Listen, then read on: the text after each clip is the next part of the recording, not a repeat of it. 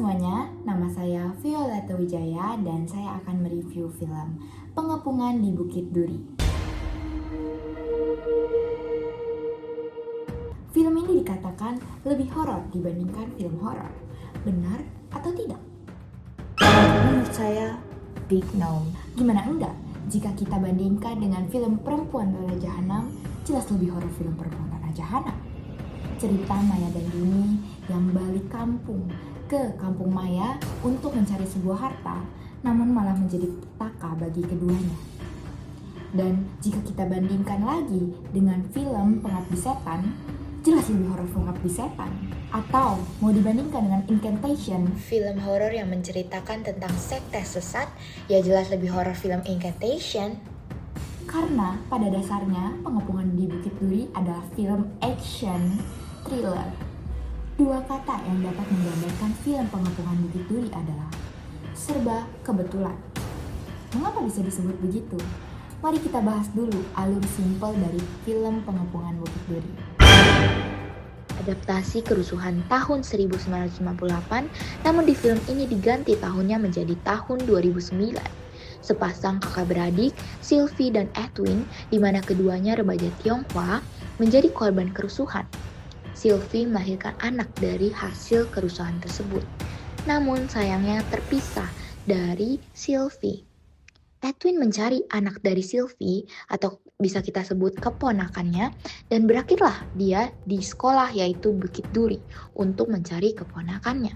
Oke, kita udah bahas secara garis besar alur cerita dari film Pengepungan Bukit Duri.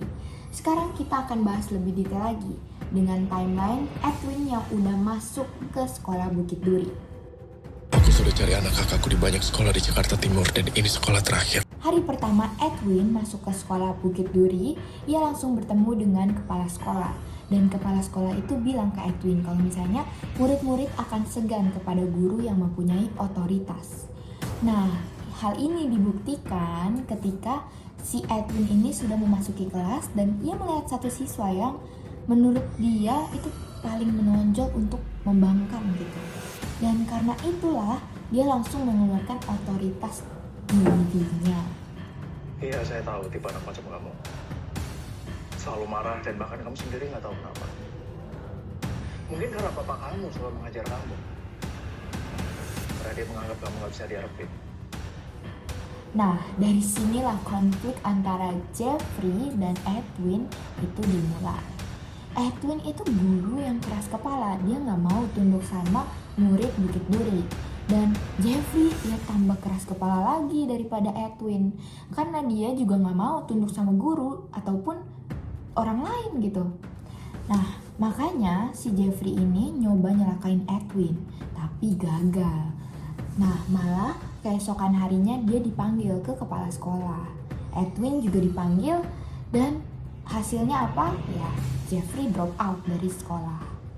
Tapi ada yang janggal di sini. Karena dari scene itu saya tidak tahu siapa yang laporin kejadian tersebut. Karena dari dialognya si Edwin ini, dia juga dipanggil, otomatis dia nggak laporin dong ke kepala sekolah, tapi ya kepala sekolahnya yang tahu. Nah, karena itu Jeffrey juga nggak mungkin dong dia ngaku sendiri ke kepala sekolah. Itu dia anehnya guys. Sama kayak guru yang lain, takut sama murid sendiri.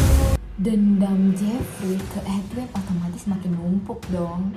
Dia mau luapin emosinya itu ke Edwin esok hari, dimana pada esok hari si Edwin ini akan mengerjakan mading kemerdekaan di hari libur. Ya tentunya di sekolah juga, dengan 3 orang bersamanya. Bu Diana selaku teman atau partner kerjanya, dan yang kedua ada Rangga, temennya dari Kristo. Nah, Kristo ini nih yang si Edwin curigain sebagai keponakannya.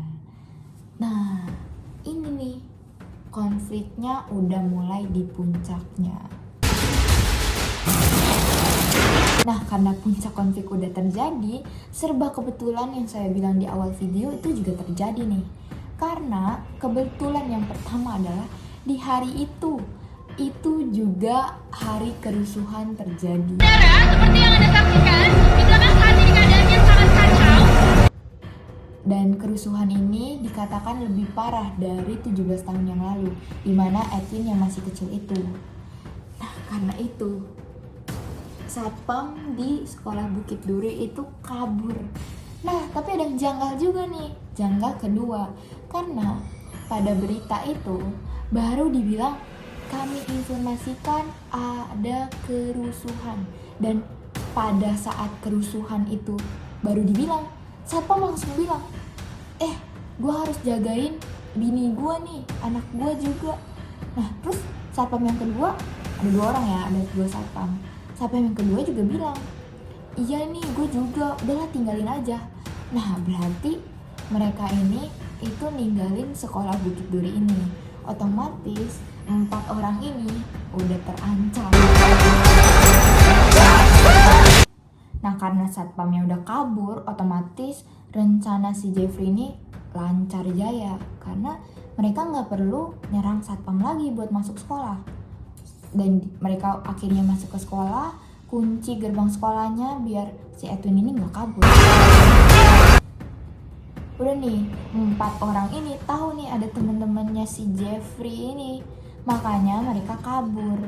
Mereka kabur tapi nggak berhasil dan mereka sembunyi di gudang sekolah. Dan teman-teman Jeffrey ini itu otomatis yang nggak nyerah. Nah, kebetulan kedua terjadi dan itu menguntungkan teman-temannya si Jeffrey ini karena bapaknya Rangga nyari Rangga di sekolah. Kayak 1000 banyak cara buat ada keuntungan di teman-teman Jeffrey. Kenapa harus bapaknya dari si Rangga ini? Karena bapaknya Rangga udah masuk sekolah, karena teman-teman Jeffrey ini nyambut dengan baik, makanya bapaknya Rangga jadi Sandra. Rangga panik dong. Rangga udah kayak gimana nih? Karena bapaknya Rangga nggak tahu apa-apa, Rangga juga nggak tahu apa-apa. Kayak Edwin nih satu-satunya orang yang menyebabkan semua ini. Nah, tapi kebetulan yang menurut aku kayak apaan gitu. Di semua udah panik, Edwin baru tahu kalau misalnya ada cara buat nyelamatin mereka setelah bapaknya Rangga udah jadi korban gitu. Katanya ada di pintu belakang gudang.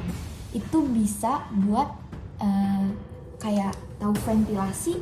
Nah, ventilasi itu bisa dimasukin dan bisa nembus ke toilet. Kayak ya kenapa nggak dari tadi gitu loh. Malah manjang-manjangin cerita kayak sekedar ada aja tuh adegan bakar-bakaran itu. Nah, udah si Edwin ini udah tahu nih cara nyelamatin mereka berempat. Nah, karena itu si Edwin itu mau buat 3 orang ini stay di gudang tersebut biar Edwin yang berencana aja gitu. Teman-temannya Jeffrey nih curiga karena dipanggilin Edwin tuh nggak nyaut gitu loh. Makanya si teman-temannya ini ya berpencar buat nyari si Edwin dan pertengkaran terjadi, udah pukul-pukulan loh, pokoknya parah lah. Dan kebetulan terakhir yang menurut aku kayak tapi predictable sih. Nah, ini spoiler alert nih, karena kebetulannya adalah si Jeffrey ini adalah keponakan sebenarnya dari Edwin ini. Kayak berarti dari kebetulan itu semuanya make sense, karena alasan Jeffrey itu gak mau terlihat lemah dibanding temen-temennya ini. Jadi dia pengen berkuasa gitu. Karena kalau misalnya si Jeffrey ini gak berkuasa dan semua orang tahu latar belakangnya kalau dia hasil dari pemerkosaan, hancur lah Jeffrey ini, makin hancur. Nah, aspek cerita udah selesai nih. Sekarang kita ke aspek lainnya, yaitu aspek musik.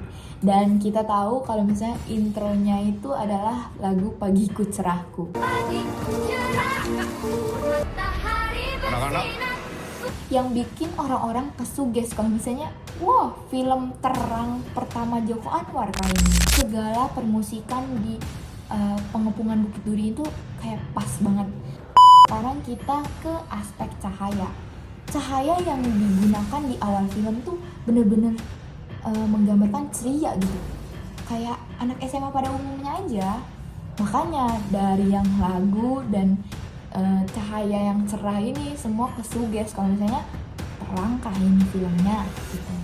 Ternyata di pertengahan ya mencekam juga. Dari latarnya juga mencekam, ribuan orang tuh bener-bener kayak menjara semua tempat di film itu gitu. Dan pas di 2027 itu ditunjukin kalau misalnya ya bener-bener suram gitu, MRT atau kereta bener-bener kayak ada tulisan graffiti dan semuanya menghina ras Tionghoa. Aspek yang menurut aku penting juga itu adalah moral of the story, intoleran yang ada di Indonesia. Bahkan saat ini juga banyak banget kasus-kasus intoleran di Indonesia gitu. Makanya Joko Anwar itu udah pasti di filmnya ada isu sosial. Kesimpulannya adalah film Pengepungan Bukit Duri ini rating dari aku adalah 8,5. Karena bagus banget ceritanya, cerita pesan moral ini dapet banget. Yang paling kurang tuh menurut aku ya kebetulan-kebetulan yang sekedar ada gitu di film ini gitu. Terima kasih sudah menonton. Bye bye.